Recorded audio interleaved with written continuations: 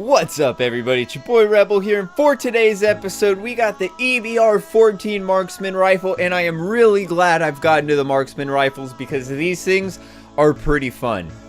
On your feet, soldier!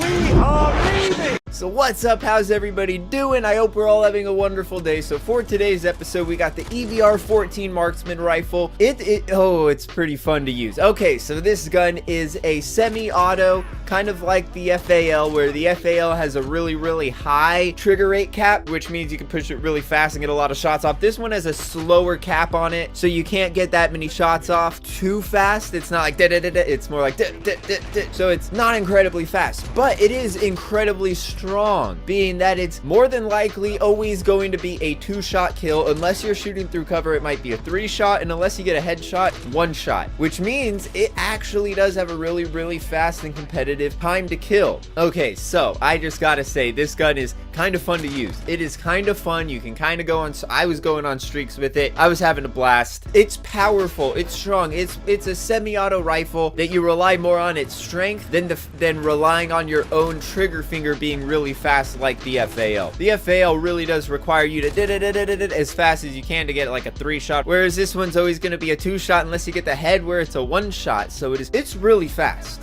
I know I was just saying it's not fast. It's not fast in its fire rate. It's fast in its time to kill. It's fast in its ability to take people down, and with the right attachments, it can be fast handling as well. But before we get into the attachments, if you're running it with no attachments, the iron sights are utterly horrendous. I do not like them at all. They're pretty big and blocky. I feel like in World War II they had similar iron sights, but they felt a little smaller and more compact. On this gun, it just feels really big. It feels really intrusive on the rest of your vision, and once you get that recoil that puts you up, if there's more than one teammate there, or even just the one and you were aiming for the head and you missed, your recoil took you up and now you can't see them because your iron sights just covered them.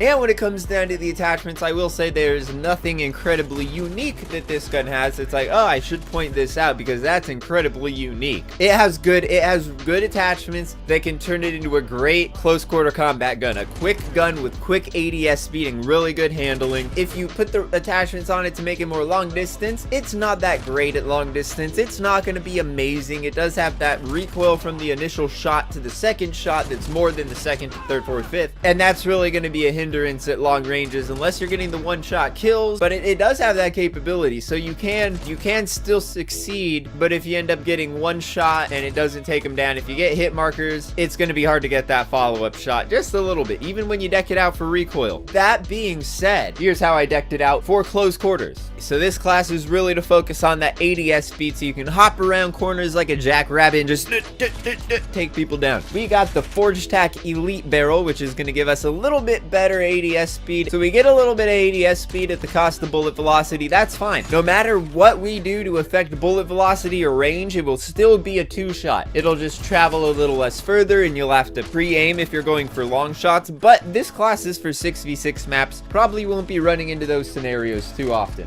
After that, we got the TAC Laser because, okay, here's the thing about the TAC Laser. Not only is it ADS speed, but at long distance, it's actually a good option as well because of aiming stability. And with the gun that kind of wiggle waggles around a little bit, having aiming stability is not bad, and this does give us the ADS speed, so if we do end up having to use it at more of a longer distance, it's not going to be too hard. We will be able to get that first shot off and make it land. Second shot will be up to your skill. As far as that, we got the GI Mini Reflex for the reticle because the iron sights are terrible, and I don't know if you've noticed, I personally love the GI Mini Reflex. I love that thing. Oh my god, it's so great. On top of that, we got the FSS Raider Chassis Elite, and what that's going to do is it's going to give us an increase to our ADS speed. The Raider Chassis Pro also does give us the same increase to our ADS speed and our aim walk movement speed, I believe. It does say sprint to fire speed. That doesn't really come into account. I think with this, our movement speed is a little bit closer. I think with this one, the movement speed is actually a little better than the Raider Chassis Pro, so I would recommend going with this if you are planning that run and gun class. If not, if you if you want to make it better for small to medium range combat, you could go with the Raider Chassis Pro. I think it has less negative effect on it, but for this class, that's what I went ahead and went with. And on top of that, I know it says, does it say 20 round mag? I switched it to the 15 round mag at the end. Here's the thing though, the reload speed is not bad, so you could put sleight of hand on and make it even better under 100 milliseconds. I think it's 0.87 milliseconds, whereas the normal reload speed is 1.3 milliseconds. Really good on its own still. It's just you don't want to be running out of bullets when every shot is so crucial. When you've got a lot of rounds and you could duck back down and reload, that's one thing to want sleight of hand. But with this, you don't want to duck back for even a second. You want to push, and you want to push hard with this gun, because that is what it is built for with its two-shot capability. You want to force yourself in there, which means reloading is okay and increasing that speed is fine, but getting those extra rounds in there, even though there is a 2% movement speed decrease for the 15 and a 3% movement speed increase to the 20. So less of a decrease with the 20. If you stack it, it only adds an extra 1%. This is just based off exclusive aces testing. I went with the 15 because I was just like, I still want to be fast. I don't want to take that extra percent. Still ended up working pretty well. If you're playing without the extra ammo, you will notice that it's harder to push when you really need to in those dire moments when you've taken down 2 dudes and you're pushing onto the dom spot on C and you see 2 dudes in there and you look and you only have 4 rounds. Not gonna cut it.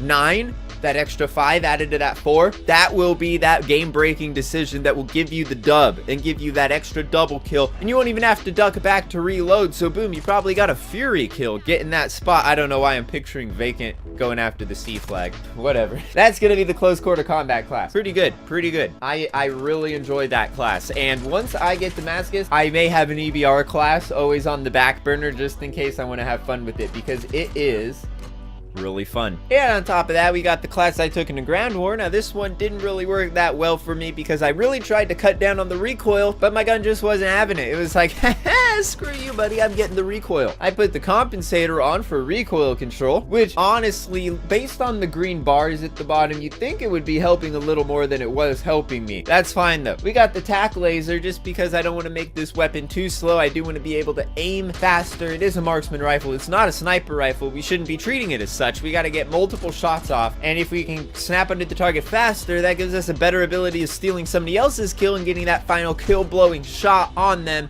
especially on Ground War. And it's got the aiming stability and aiming walk steadiness, and that's actually going to be pretty useful. On top of that, I went with the canted hybrid because 3.25 seems to be enough of a zoom on this for Ground War. I didn't really need anything closer to a 7 because this gun doesn't have the best bullet velocity. It has pretty decent range, especially with the rest of this stuff stacked onto it, but still, it's not the best long distance weapon, so we shouldn't be treating it like a sniper. Treat it like what it is, and for that, canted hybrid. And it's got the red dot on it in case you're going up on the close quarter sections of like Horse River Quarry or whatever. On top of that, I got the operator foregrip for recoil control and the 20 round mags because screw it, who cares about movement speed when you're playing in Ground War? It's really less important when you're going for that marksman rifle style of gameplay. You just want those extra 5 rounds in there. Not only that, on Ground War, you just tend to run out of ammo if you're kicking it in the background and just trying to pick people off at a distance. You end up running out of ammo. You can run the munitions box, the ammo box, but if you're playing on Ground War and you are trying to be getting this thing to gold, I would probably recommend rolling around with the deployable shield because you can mount on it and get mounted long shots in Ground War without feeling like a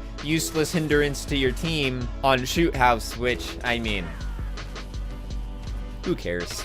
You gotta do what you gotta do, you know what I'm saying? And besides that, I mean, you could really try to switch this class up because this was not working great for me for Ground War, and I did have a couple different variations of it. I was using a longer barrel that really didn't do much. I did not have the tack laser. I had a perk on there, which was not really helping. I had a different stock on there, wasn't really helping. I couldn't really make this class work for Ground War. It's not a great long distance class, even though it doesn't seem as much of a quick scope in your face weapon as the M2 carbine or the Kar 98, and it's not going to work as good as long distance as those two weapons probably will. But that being said, it's really fun. It's really fun, and I really enjoyed it. And as far as the camos go for it, all relatively easy, all came fairly quickly, especially things like the one-shot kills and the headshots. Honestly, by the time I knew what had happened, I had 75 no attachment kills and the 3 kill streaks left. That was really it. Honestly though, crouching may be an issue. you, it may not be. If it is, you just got to remember to stay back more and crouch, especially with the close quarters combat where this gun is the most fun. You're running around a lot and you're not going to really be crouching, so that one could be a little tough.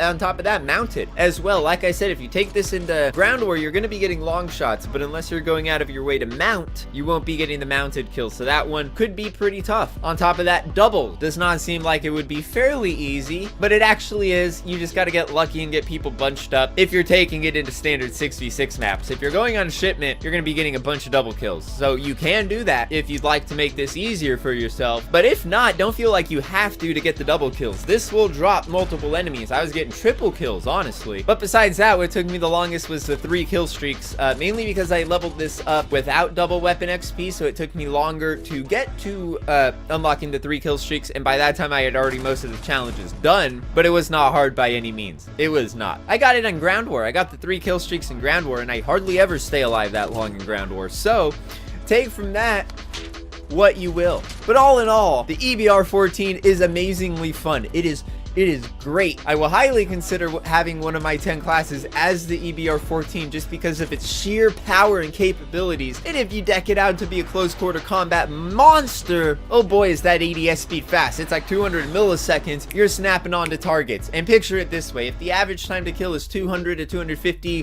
milliseconds and you get a quick scope close range headshot on someone who's already been shooting you, you might be able to, you have the capability to drop them before they drop you. This is one of the few guns that has the ability to counter a close range pre-aimed hard scope on you, and that to me is amazing. Pretty sure I've gotten away highly damaged before and still somehow managed to survive, and that makes this thing just a blast to use, and I highly recommend using it if you haven't. The Marksman Rifle class so far has been a blast for me. Oh my god, this is going to be one of the funnest classes to get to platinum. So use all of that info that I've given you, which is basically just the close quarter combat, and that I really enjoy this gun and to use it. And yeah, next thing you know, you'll be having the blast too. So that's gonna wrap this one up. Smash that like button, click that sub button, gently tap that notification bell. I've been getting people commenting, telling me that they're getting closer and closer. They've got launchers left. Some dude's got the riot shield left, the 3 kill streaks with that. That was tough for me. What do you guys think of the marksman class? I am kind of kicking myself for sleeping on it for so long. I mean, I've picked up the Mark II carbine before and been like, half the time it's really fun, half the time it's not so fun, but I was using it after I got this before I made the video, and oh my god, that thing is a beast. And until next time,